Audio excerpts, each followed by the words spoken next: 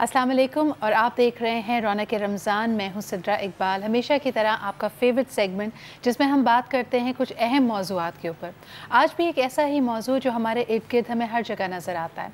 ख़ास तौर पर जब से रमज़ान ट्रांसमिशन शुरू हुई हैं, हम एक मौजू हर दफ़ा डिस्कस होते हुए सुनते हैं, यानी ये कि ऐसा कोई भी त्यौहार या फेस्टिवल महीना अगर दूसरे ममालिक में आता है तो वहाँ पर अशया खुर्दनोश की कीमतें कम हो जाती हैं, ज़्यादा से ज़्यादा सहूलतें दी जाती हैं ताकि माशरे का हर तबका, हर हिस्सा उसमें ज़्यादा से ज़्यादा पार्टिसिपेट कर सके। लेकिन उसकी निस्बत अगर हम पाकिस्तान में नज़र डालते हैं तो हमें नज़र ये आता है कि बहुत सारी चीज़ों की कीमतें आसमान को छूने लगती हैं, चाहे वो खाने पीने की अशिया हों, अद्वियात हों, कपड़े हों या कोई भी इस्तेमाल की चीज़ हो। ऐसा क्यों होता है? लोग मुनाफाखोरी के पीछे इतने अंधे और लालची क्यों हो जाते हैं? इस पर आज हम बात करने की कोशिश करेंगे, ख़ास तौर पर ज़ख़ीरा अंदोज़ी और उसके जो मनफी असरात हमारे माशरे पर पड़ रहे हैं, उसके हवाले से दीन हमारी कैसे रहनुमाई करता है। हमारे साथ मौजूद हैं मुफ्ती शाहिद साहब। अस्सलाम वालेकुम, thank you very much for being here. मुफ्ती साहब, यही अगर मामला ज़ख़ीरा अंदोज़ी का, कुरान हकीम भी कई दफ़ा इसके ख़िलाफ़ हमें इन्हें कहते हैं, इससे तनबीह करते हैं, कहते हैं कि नहीं करनी चाहिए, लेकिन फिर भी हमारे माशरे में है, इसकी क्या वजह है? बिस्मिल्लाहिर्रहमानिर्रहीम। अरबी में इह्तिक़ार कहा जाता है ज़ख़ीरा अंदोज़ी करने को, और इसी तरह धोखा देने को गश्शुन कहा जाता है। नबी करीम सल्लल्लाहु अलैहि वसल्लम ने फरमाया, मन गश्शना फलैसा मिन्ना, जिसने हमें धोखा दिया वो हम में से नहीं है। इसी तरह ज़ख़ीरा अंदोज़ी के हवाले से भी फरमाया कि गोया कि वो मेरा उम्मती नहीं है जो ज़ख़ीरा अंदोज़ी करे। मैं ये समझता हूँ कि जब इंसान से इंसानियत का एहसास ख़त्म हो जाता है और उसकी सोच ये बन जाती है कि मुझे माल जमा करना है, चाहे इसके लिए गरीबों का खून चूसा जाए, उस हद तक बंदा चला जाए तब भी मैं चला जाऊँगा, फिर ये ज़ख़ीरा अंदोज़ी शुरू होती है, जिसमें तलब बढ़ा दी जाती है और रस्द जो है वो कम कर दी जाती है। और ये उसूल होता है कि जहाँ पर किसी चीज़ की तलब ज़्यादा हो और उसकी रसद कम हो जाए, वहाँ पर महंगाई उरूज पर होती है। तो इसमें जो ज़ख़ीरा अंदोज़ी करने वाले हैं उनका भी कसूर है, लेकिन उससे ज़्यादा हमारे मुतवस्सित तबके का ज़्यादा कसूर है। गरीब तो वैसे ही गरीब है, वो नहीं ले सकता, भूखा रह जाता है, सालों बल्कि महीनों वो गोश्त नहीं खा पाता। मुतवस्सित तबका 10 रुपये भी महंगी हो जाए उसको लेना है। उसको ये फ़िक्र नहीं कि आज मैं इस चीज़ का इस्तेमाल छोड़ दूं, इनकी अक्ल ठिकाने आ जाएगी। जो तलब बढ़ा रहे हैं, रसद कम कर रहे हैं, और मैं ये गुरबा के लिए करूं, हम नहीं करते। 10-10 रुपये, 20-20 रुपये, एकदम भी चीज़ महंगी हो जाती है। आपकी कलामी हो रही है, मुझे एक ब्रेक की तरफ भी बढ़ना पड़ा है, लेकिन इन चीज़ों को जो कि लग्जरीज़ हैं या जिनके बगैर हम रह भी सकते हैं, मिसाल के तौर पर चाय की पत्ती, हमारा पूरा का पूरा माशरा, पूरा पाकिस्तान चाय पिए बगैर नहीं रह सकता, जबकि हम एक पत्ती भी अपने मुल्क में नहीं उगाते, लेकिन हम कभी इस बारे में नहीं सोचते। एक छोटा सा ब्रेक लेते हैं, उसके बाद दोबारा इस प्रोग्राम के साथ हाजिर होंगे।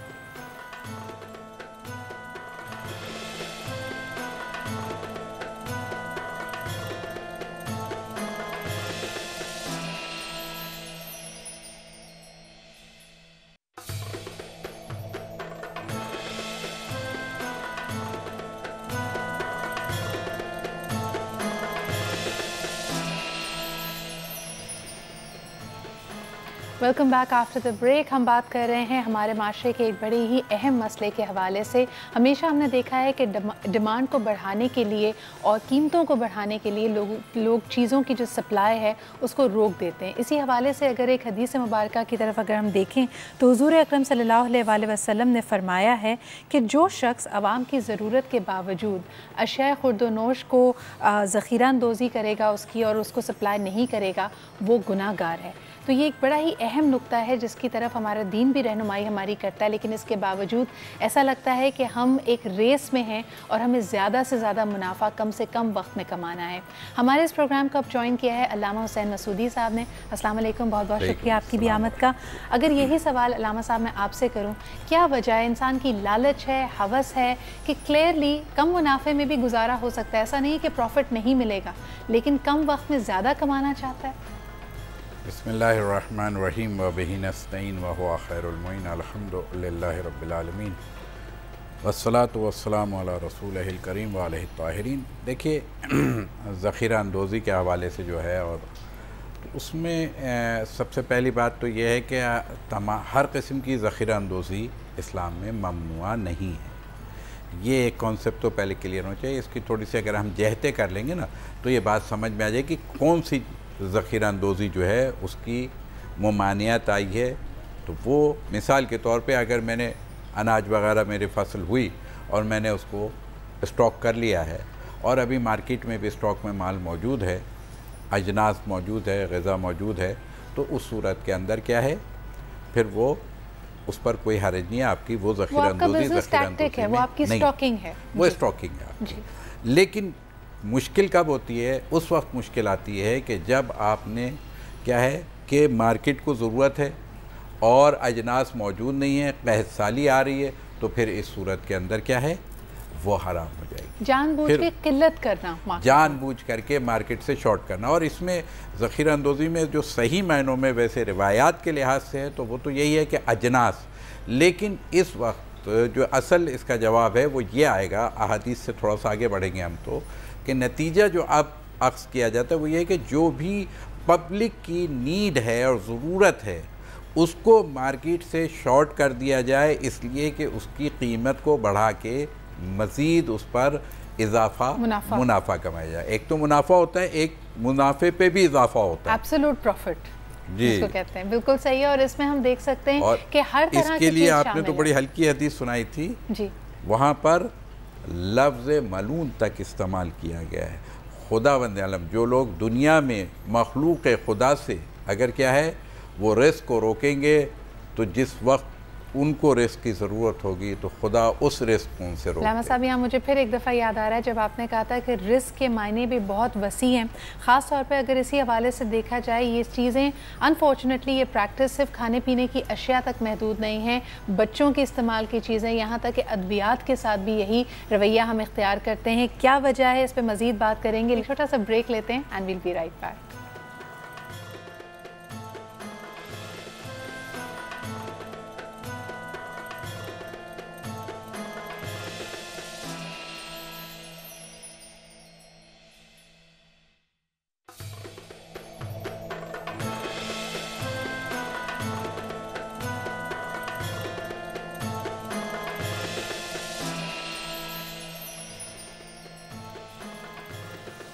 Welcome back after the break. आप देख रहे हैं रौनक रमज़ान। ब्रेक पे जाने से पहले हम यही बात कर रहे थे कि ज़ख़ीरा अंदोज़ी, जो कि हम जानते हैं कि इतनी बड़ी लानत है, क्योंकि बहुत सारे लोगों को हमने ये देखा है कि सफ़र करते हैं उसकी वजह से। छोटे बच्चों की जो ज़रूरत की चीज़ें होती हैं वो शॉर्ट हो जाती है मार्केट में, अद्वियात जो कि मरीज़ों को बहुत ज़्यादा नुकसान पहुँचाती हैं, आम खाने पीने की चीज़ें ख़ास तौर पर इस तरह के फेस्टिव महीनों में, रमज़ान के महीनों में आम लोगों की पहुँच से बहुत दूर हो जाती हैं। लेकिन इसके बावजूद भी हमें ये नज़र आता है कि मुनाफाखोरी, ज़ख़ीरा अंदोज़ी एक कॉमन प्रैक्टिस है हमारे माशरे में। इसके हवाले से दीन ने हमारी रहनुमाई की है। अल्लामा साहब इसी पे गुफ्तगू फरमा रहे थे जब हमें ब्रेक पे जाना पड़ा, तो अगर आप कंटिन्यू करें अल्लामा साहब। बिस्मिल्लाहिर्रहमानिर्रहीम। देखिए, बात यही है कि ज़ख़ीरा अंदोज़ी के हवाले से तो यहाँ तक उसकी शिद्दत मिलती है कि उसको मलून से ताबीर किया है कि जो ज़ख़ीरा अंदोज़ी करता है खुदावंद आलम उस पर मलामत करता है उसके। और फिर वही वाली बात मैंने अर्ज़ किया था कि बात यह है कि आखिरत उसके लिए मुश्किल हो जाएगी, क्योंकि उसकी वजह है कि जो दुनिया में लोगों के रिस्क को बंद करेगा, तो यकीनन खुदा ने दुनिया तो छोड़ दिया है लोगों को आज़ाद, लेकिन आखिरत आज़ाद नहीं छोड़ी है। ये क्या है, दुनिया अद्दुनिया ये दारुल अमल है और आखिरत दारुल जज़ा है। तो अब जो कुछ भी हमने दुनिया में किया है उसकी जज़ा वहाँ मिलेगी। तो वहाँ पर भी अगर हम ये चाहेंगे कि जी क्या है बच जाए, तो वहाँ बचने का रास्ता कोई नहीं होगा। दूसरी बात ये कि माशरे को देखिए, जब ज़्यादा मुनाफा कोई बुरी बात नहीं है, इसमें कोई शक नहीं, इसलिए कि खुदावंद आलम ने जब चीज़ों को हराम किया है ना, तो उसी के मुकाबले पर एक हलाल चीज़ को रखा है। सही, ये नहीं किया है कि खुदा ने सारे रास्ते बंद कर दिए, नहीं, बल्कि जो फितरत में रखा है, इंसान की फितरत में और जबिल्लत में जो चीज़ रखी गई है और जिस चीज़ की इंसान को ज़रूरत है कि वो उसके पास मुनाफा नहीं होगा तो निज़ाम भी नहीं चल सकता। मुनाफा तो ज़रूरी है, अगर कारोबार नहीं होगा तो फिर किस तरीके से दुनिया आगे बढ़ेगी। लेकिन अल्लामा साहब, यहाँ पे जब आप मुनाफे की बात करते हैं तो इर्द गिर्द अगर हम देखें, पूरी दुनिया में देखें, ऐसा नहीं लगता कि मुसलमान कारोबार में आगे तो बहुत हैं। बहुत सारी कीमती अशिया, जैसे अगर पेट्रोल की बात की जाए तो मुस्लिम ममालिक में ही सही पाई जाती है, लेकिन इसके बावजूद भी हम हमारी जो इकोनॉमिक पोजीशन है वो इतनी स्ट्रांग नहीं है। ज़ख़ीरा अंदोज़ी भी करते हैं, एब्सोल्यूट प्रॉफिट्स भी कमाते हैं, फिर भी हम आगे नहीं बढ़ पा रहे। हम लोग अल्हम्दुलिल्लाह खुदा पर बहुत ज़्यादा तवक्कुल करते हैं। हम खुद से कोई चीज़ अर्न करने वाली नहीं बना रहे, सारी खुदा की अता करदा चीज़ों से नेमतों को बेच बेच के खा रहे हैं। यूरोप में मैं ये ज़िम्मेदारी से यहाँ एक बात कह रहा हूँ कि जी हाँ, वो लोग क्या है अपनी अक़ल से, अपनी जहानत से, अपनी दानिश से, अपने इल्म से और फिर एक चीज़ को डेवलप करते हैं और फिर वो उससे हमसे कमाते हैं, बहुत खूब कमाते हैं। और हम लोग जो कुछ सिर्फ अल्लाह ने दिया हुआ है उसको बैठ के खा रहे हैं। हमारी तरफ से कोई प्रोडक्ट नहीं आ रही है। जो बात कही नहीं, ये भी बहुत बड़ा अलमिया है, ये उससे बड़ा अलमिया है। मैं आपसे कहूँगा कि ठीक है, अल्लाह की नेमत को हम खा रहे हैं, वो पेट्रोल बेच रहे हैं या दीगर चीज़ें, गैस वगैरह, लेकिन ये तो बताइए कि आप ख़ुद किस चीज़ के ज़रिए से अर्न कर रहे हैं। आपने आज के ज़माने में, आज के माशरे में हम क्या चीज़ डेवलप कर रहे हैं? इलाज हो तो बाहर, तालीम हो तो बाहर, मशीनरी हो तो बाहर, इलेक्ट्रॉनिक्स हो तो बाहर, कोई चीज़ ऐसी नहीं है कि जो हमारे अपनी हो। खुशी हमारी इस बात पे ज़रूर होती थी कि चाहे फिजिक्स ले लें, केमिस्ट्री ले लें, बायोलॉजी ले लें, हम कहते हैं कि एक ज़माना था कि शुरुआत मुसलमान स्कॉलर्स ने ही की थी। लेकिन मुफ्ती साहब ये फरमा दीजिए कि क्या ज़ख़ीरा अंदोज़ी एक ऐसी बीमारी कह सकते हैं या एक ऐसी आदत है जिससे आपके बाकी अमाल भी ज़ाया हो जाएंगे? एक शख्स है जो बहुत लोगों में खैरात भी करता है, अपने सोमो सलात का भी पाबंद है, लेकिन अगर वो ज़ख़ीरा अंदोज़ी जैसी प्रैक्टिस में मुलव्वस है तो क्या उसके बाकी नेक अमाल कबूल होंगे? देखिए, ज़ख़ीरा अंदोज़ी का जो मामला है ये एक ऐसा फ़साद है जिसका ताल्लुक़ खल्क़ खुदा के साथ है। तो ये कैसे हो सकता है कि एक शख्स जुल्म कर रहा हो और वो निजात को पाले और वो ये समझे कि मुझे कामयाबी मिल जाएगी? मसला ये होता है कि जब लोग हराम को ईज़ी ले रहे होते हैं कि पैसा होना चाहिए, हलाल का हराम का इस बात की तमीज़ नहीं है, गाड़ी होनी चाहिए बड़ी, गार्ड्स होने चाहिए, उनको सैलरी हलाल हराम से दी जा रही है, इस बात की कोई तमीज़ नहीं है, तो फिर वहाँ पर फसाद ही आता है। हम तो मैं बाज़ औक़ात ज़ख़ीरा अंदोज़ी के मामलात पर जब हम डिस्कस करते हैं ना, हम छोटे मोटे कारोबारियों को समझा रहे होते हैं। जो हमारी बड़ी मछलियाँ वो तो समझने के लिए तैयार ही नहीं, उनको तो इससे कोई सरोकार ही नहीं है कि उन्हें सुधरना भी है। तो मैं बस इतना अर्ज़ करूँगा इस हवाले से कि वो ख़ुद अपना मुहासबा करें, किस तरह जवाब देंगे अल्लाह की बारगाह में। आपने ग़ुरबा के हक़ पर डाका डाला हुआ है, आपके सामने थर के जो माजी करीब के वाक़यात हैं, किस तरह वो उस माँ से पूछिए कि जिसकी गोद में उसके बच्चे ने या बच्ची ने दम तोड़ा ग़ज़ाई क़िल्लत की वजह से, और वो मसनूई ग़ज़ाई क़िल्लत थी। तो आप इसका अल्लाह की बारगाह में क्या जवाब देंगे? इसलिए हम सबको, मैं भी इसमें शामिल हूँ, अपने अपने लेवल पर रहते हुए अपनी इस्लाह करनी चाहिए। लेकिन मैं यहाँ पर गुजारिश करूँगा मुतवस्सित तबके से, मुतवस्सित तबका अगर सही वक्त पर सही फ़ैसला कर ले तो जो ज़ख़ीरा अंदोज़ी करने वाले हैं उनकी हौसला शिकनी भी हो सकती है और ग़ुरबा की मदद भी हो सकती है। हमें ये तौफ़ीक़ नहीं होती कि हमने एक चीज़ ख़रीदी, फ़ॉर एग्ज़ाम्पल 100 रुपये किलो, अगले दिन हमें वही चीज़ दी जा रही है 110 रुपये किलो। हम बेइज्जती महसूस करते हैं कि हम दुकानदार से पूछे कि अचानक एक दिन में 10 रुपये तुमने बढ़ाए कैसे? सही, मेरे पास तो पैसा है ना जी, 10 रुपये से मुझ पर कोई फ़र्क नहीं पड़ता, जो कि लाखों में तनख्वाहें ले रहे थे। अक्सर देखें, पेट्रोल की कीमत अगर ऊपर जाती है, जो सब्ज़ी ऑलरेडी मार्केट में मौजूद है उसके भी दाम बढ़ जाते हैं, ये कह के कि जी अब मंडी से आने में ज़्यादा पेट्रोल लगा जी। तो मैं मेरे अर्ज़ करने का मकसद है कि हर बंदा अपनी इस्लाह करे। मैं इस मुआशरे का एक फ़र्द हूँ, तो मेरी ज़िम्मेदारी ये है कि मैं 10 रुपये ज़्यादा दे सकता हूँ, लेकिन जिसने दिन में सिर्फ 100 रुपये कमाए हैं उसके लिए 1 रुपया ज़्यादा देना भी मुश्किल है। तो मैं उससे पूछ लूँ ताकि उसकी भी हौसला शिकनी हो कि जी जो लोग लेने के लिए आते हैं वो पूछते। देखें, आजकल हमारे यहाँ क्या है, टेक्निक से लोगों को बेवकूफ़ बनाया जाता है। ये चीज़ कितने की जी? 9,999 रुपये प्राइस टैग लगाया हुआ है, ठीक।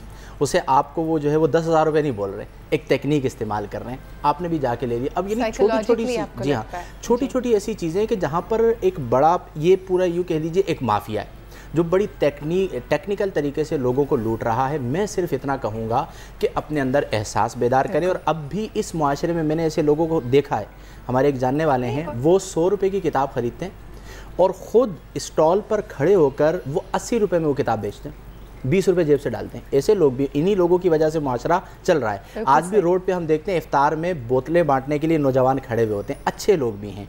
लेकिन हर बंदे को चाहिए कि वो अपनी इस्लाह की कोशिश करे और फसादात को अपनी ताकत के मुताबिक कम या ख़त्म करे। एक छोटा सा ब्रेक लेते हैं and will be right back.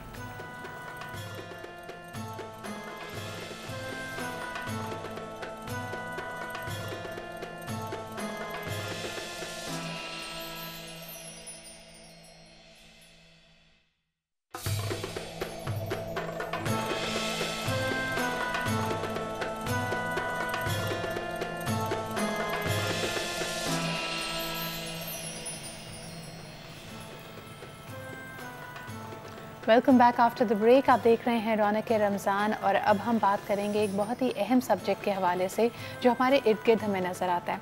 आपने रमज़ान मुबारक के शुरू होने के बाद से देखा होगा कि कई दफ़ा ये बात की जाती है कि हम बहैसियत एक मुसलमान की क्या कर रहे हैं।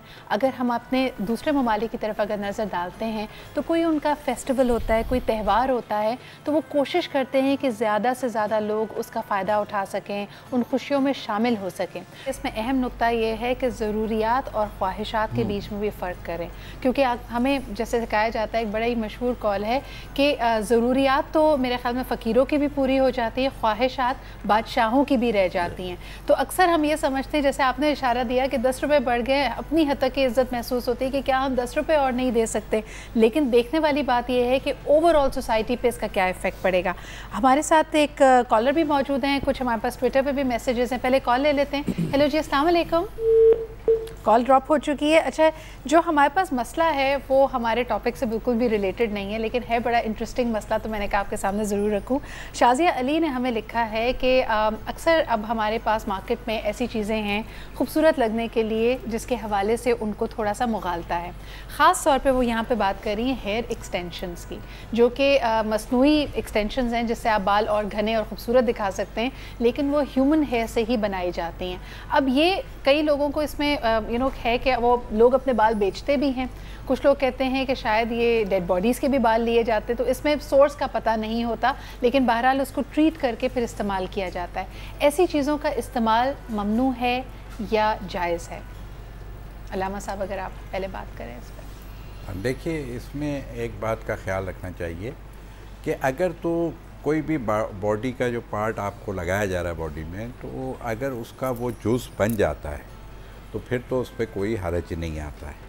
और अगर उसका पार्ट नहीं बनता है, और बाल वगैरह में पार्ट नहीं बनता है, लेकिन जैसे टिश्यूज़ वगैरह हैं ये पार्ट बन जाते हैं, लेकिन बाल पार्ट नहीं बनता है, क्लिप ऑन की तरह लगाया जा रहा है, तो उसके अंदर जहाँ लगाने में कोई हरज नहीं है, उस पर कोई पाबंदी नहीं है।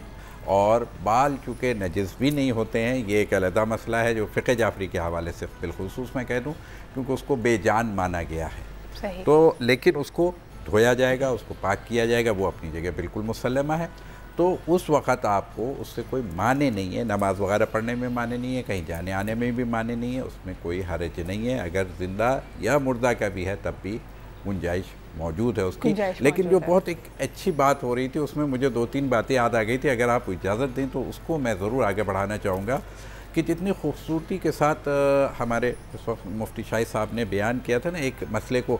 देखिए, जब ज़ख़ीरा अंदोज़ी होती है और अब मसनूई ज़ख़ीरा अंदोज़ी, एक मरतबा कहत साली आ गई, मिसाल की तरफ फसल ही नहीं हुई या फसल हुई थी और पूरी की पूरी फसल किसी वजह से सैलाब आ गया, कोई और वजह हो गई, तबाह बर्बाद हो गई, अब ज़लज़ला आ गया, अब वो हमारे पास है नहीं और अभी एकदम फौरी वो अरेंज भी नहीं हो सकता है। तो एक तो नौयत ये है, एक मरतबा जानबूझ करके रमज़ान से पहले कोई चीज़ को शॉर्ट कर दिया जाए या ईद से पहले ज़रा सा शॉर्ट कर दिया जाएगा और ईद में इसकी डिमांड बढ़ा दी जाएगी, तो फिर कॉस्ट ऊपर आ जाएगी।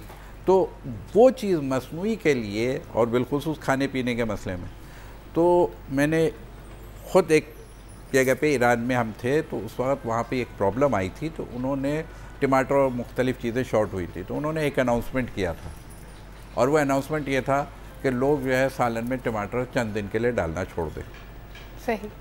और अगर हम ये कर लें, शक्कर है, हमारे यहाँ अक्सर शक्कर का बहरान आ जाता है, मैं यही मशवरा देता हूँ कि भाई अगर कुछ दिन आप बग़ैर शक्कर की चाय पी लेंगे या चले चाय पी लें, स्वीट डिश कम कर लें, आप कम इस्तेमाल करें, शक्कर का इस्तेमाल कम कर दें, खुद ब खुद मसला हल हो जाएगा।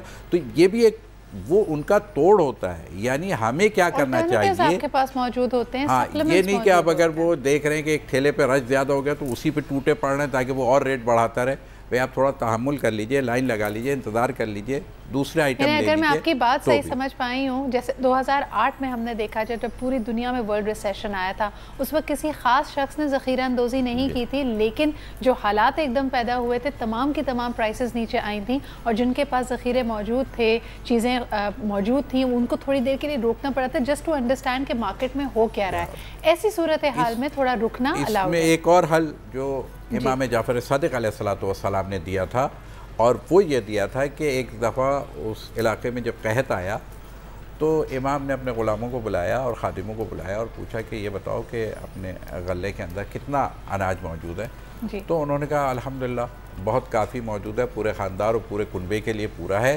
बल्कि कुछ इतना वक्त कि जब तक कि क़हत साली ख़त्म हो गया हमारा गुजारा पूरा हो जाएगा, बल्कि बच जाएगा। सही। तो इमाम ने कहा अच्छा ठीक है, कहा कि ये उठाओ और बाज़ार में ले जाके फ़रोख्त कर दो। तो उन्होंने कहा कि या फ़र्ज़ंद रसूल ये बाज़ार में फ़रोख्त कर देंगे, हम क्या करेंगे, कहाँ ले जाइए। तो फिर उन्होंने ये किया कि वो घर के लिए जितनी ज़रूरत का था उतना रोक करके बाकी फ़रोख्त कर दिया। तो उन्होंने फिर सवाल किया कि ये तुमने क्यों रोका। तो उन्होंने कहा कि वो तो घर के लिए तो अपनी ज़रूरत के तो हद तक तो रखा ही जाएगा। तो उन्होंने कहा नहीं, इसको भी बेच दो, इसको भी जाके बेचो, और कल हम खुद जब हमें ज़रूरत होगी तो हम बाज़ार से उसी कीमत पे ख़रीदेंगे जिस कीमत पर सब खरीद रहे हैं। अच्छा, ये दो नुक्ते हैं। एक मरतबा ये ज़ख़ीरा अंदोज़ी, अगर ज़ख़ीरा था तो उसको निकाल दिया, दूसरी तरफ मैं हुक्मरानों के लिए एक मैसेज भी दे रहा हूँ। इसी पैगाम के अंदर इतना बड़ा मैसेज है कि जब आप किसी चीज़ को ख़ुद कॉस्टली ख़रीदेंगे ना, उसकी कीमत महंगी दे के ख़रीदेंगे, तो आप कभी चीज़ को महंगी नहीं बेचेंगे, किसी के ऊपर जुल्म नहीं करेंगे। ये हम जब तक हम खुद अपने लिए रख करके और बाकियों के लिए महंगा देते रहेंगे। बहुत आपने टाइमली मैसेज दिया है, क्योंकि आज ही हमने देखा कि कराची में कई जगहों पे मुर्गी का गोश्त जो फ़रोख्त हो रहा है वो बहुत महंगे दामों हो रहा है, जबकि इसका हवाला बजट की जो स्पीच थी उसमें भी दिया गया था। बहरहाल बात सियासी हो जाएगी, उस तरफ नहीं जाते। एक छोटा सा ब्रेक लेते हैं and will be right back.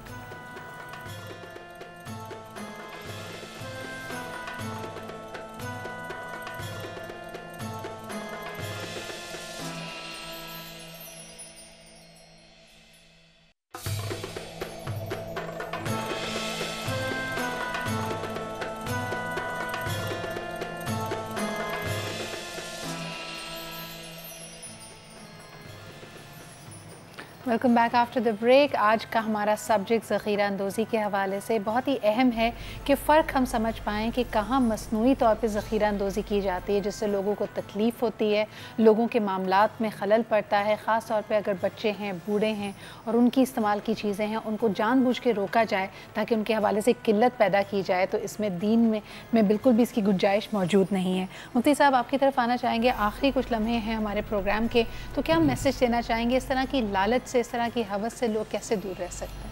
बस यही है, अपने दिल में खल्क़े खुदा की मोहब्बत पैदा करें, अल्लाह से डरें। क़यामत के दिन हर एक को जवाबदेह होना है, हर कोई अपने मामलात का ख़ुद ज़िम्मेदार है। कितना आप खा लेंगे? नबी करीम सल्लल्लाहु अलैहि वसल्लम फरमाते हैं कि अगर इब्ने आदम के लिए पूरी सोने की एक वादी हो तो वो दूसरे की तमन्ना करता है, दो वादियाँ हो जाएँ तो तीसरे की तमन्ना करता है। और इब्ने आदम के पेट को कब्र की मिट्टी के सिवा कोई चीज़ नहीं भर सकती। तो कम से कम ग़ुरबा का ख़याल रखें, फ़ुक़रा का ख़याल रखें। हमारे बच्चे जब हमारी नज़रों के सामने इफ़्तार कर रहे होते हैं और हर तरह की नेमत मौजूद होती है, तो उस गरीब फैमिली के सामने के बारे में भी सोचिए कि जो इफ़्तार तो कर रहे होते हैं, रोज़ा भी रखा होता है, लेकिन उनके सामने उनकी मनपसंद चीज़ें मौजूद नहीं होती। तो बहरहाल ज़ख़ीरा अंदोज़ी हराम काम है, इसके सबब जहन्नम का फ़ैसला भी हो सकता है, हमारे दीगर आमाल भी बर्बाद हो सकते हैं, और किसी एक मज़लूम की बद्दुआ हमारे बड़े बड़े महल्लात को जराकर खाकस्तर कर सकती है। लिहाजा अभी वक्त है, हम जाग जाएं, अल्लाह से डरें, अल्लाह पर तवक्कुल करेंगे, अल्लाह ताला आपको इज़्ज़त अता फ़रमाएगा। और अगर अल्लाह पर तवक्कुल नहीं करेंगे तो ज़ख़ीरा अंदोज़ी करके भी ज़िल्लत ऐसे लोगों का मुक़द्दर बनती हुई हमने अपनी आँखों से देखी है, फ़िरऔन और क़ारून की तरह। और बिल्कुल अल्लाह के घर देर होता है, अंधेर नहीं। हम अक्सर देखते हैं कि इन चीज़ों का जो बुरे काम होते हैं उनका जो आपका कार्मा इफ़ेक्ट है वो आपके पास वापस आता है। लामा साहब, आप क्या कहेंगे इसी मौजू के हवाले से बिफ़ोर वी कंक्लूड? बस मैं इसके हवाले से यही कहूँगा कि यकीनन मुनाफा कमाना बिल्कुल जायज़ है, बल्कि रिस्क के 9 हिस्से खुदावंद आलम ने कारोबार के अंदर रखा है। लिहाजा हमारे लोगों को कारोबार में आना चाहिए, कारोबार करना चाहिए और दुनिया से करना चाहिए, लेकिन हर चीज़ की हुदूद और क़ुयूद होती हैं, उन हुदूद और क़ुयूद में रहते हुए करना चाहिए। और फिर बिलखुसूस मुसलमानों से और उन महीनों में कि जो हमारे ख़ास अय्याम आ जाते हैं, जैसे कि ईद का महीना आ जाता है, या मतलब ईद है, बकरा ईद है, इसी तरीके से माह रमज़ानुल मुबारक है, तो बहरहाल वो बेचारे जिनको हम काफिर कहते हैं वो लोग टैक्स माफ़ कर रहे होते हैं। हमारे लोग यकीनन, मैं एक बात ज़रूर कहूँगा यहाँ पे कि अभी इफ्तारी की भी बात है, ये कार खैर करना बहुत अच्छी बात है, लेकिन मुझे ये तो ज़रा बताइए कि नाजायज़ मुनाफा कमा के, नाजायज़, जायज़ वाली बिल्कुल जायज़ की बात नहीं, तो नाजायज़ कमा करके आप कौन सा कार्य खैर कर रहे हैं, चाहे वो उम्रे पे जा रहे हो कि इफ्तारी करा रहे हो। बेहतर ये है कि आप मुनाफा कम लीजिए, लोगों को खुद खा लेने दीजिए, ज़कात कम बांटिए। बिल्कुल, thank you so much Lama साहब, बहुत बहुत शुक्रिया मुफ्ती साहब for being here with us. जो आपने चीज़ पॉइंट आउट की है, मैनेजमेंट में हम इसको कहते हैं कि कॉर्पोरेट चैरिटी और कॉर्पोरेट सोशल रिस्पॉन्सिबिलिटी का फ़र्क सीखे। जब आप एक ज़िम्मेदार कॉर्पोरेट एंटिटी की या कॉर्पोरेट बिजनेस की तरह ऑपरेट करेंगे, उसके ज़वाबित कुछ अलग होंगे। लेकिन बहरहाल आज का ये हमारा सब्जेक्ट अपने ख़िताम को पहुँचता है। कल आपके सामने फिर इंशाल्लाह ताला एक नए मौजू के साथ हाज़िर होंगे। अपना ख्याल रखिए, खुदा हाफ़िज़।